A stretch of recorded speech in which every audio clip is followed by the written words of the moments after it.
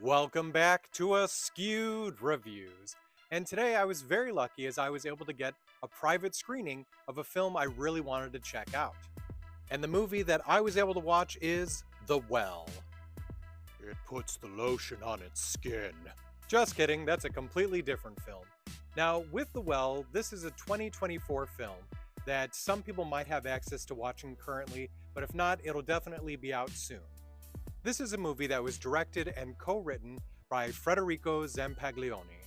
The main actress for this film is Lauren Lavera, who you would probably recognize from Terrifier 2 and the soon-to-be coming out Terrifier 3. So in the actual story for this film, Lisa, who is a budding art restorer, is heading to a small Italian village where she's going to restore some art. On her way there, she ends up making friends with two other Americans that are also visiting, and they are biologists who are currently using a tour guide to get around. What becomes very interesting in the film is at this point we kind of split off into two different storylines, as we follow what's happening with Lisa at this home that she's currently staying at while she's restoring a painting.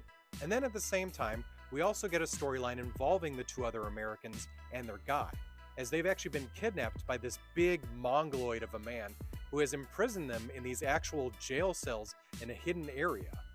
Now, while all of that is going on, Lisa is restoring this painting, but as she does so, it does seem to cause horrifying nightmares and images to come to her, and there does seem to be something a little bit off about the woman and the daughter that she's currently living with while she's doing this. And then at the same time, her American friends that are imprisoned, along with a couple other people, are one by one being taken out by this giant, massive man who then tosses them down into a well where there's something waiting down there for them.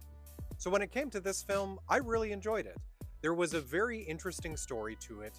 I really liked some of the practical effects that they used, and in general, it felt a little different, which I do like, just because of that kind of split story and everything, and it made you wonder if those stories were ever going to converge, or if it was just going to be two plot lines the whole time. Now, as for some of the issues I had with this movie, I felt like, one, there wasn't enough character growth for us to fully get involved with some of them. Like, it wasn't terrible. I did care about these characters, but I just wish there would have been a little bit more. And the second thing is, I was left at the end of the movie with a bunch of questions that just weren't answered, but not enough for me to dislike the movie. So at least on my scale, I'm going to give The Well a 3 out of 5.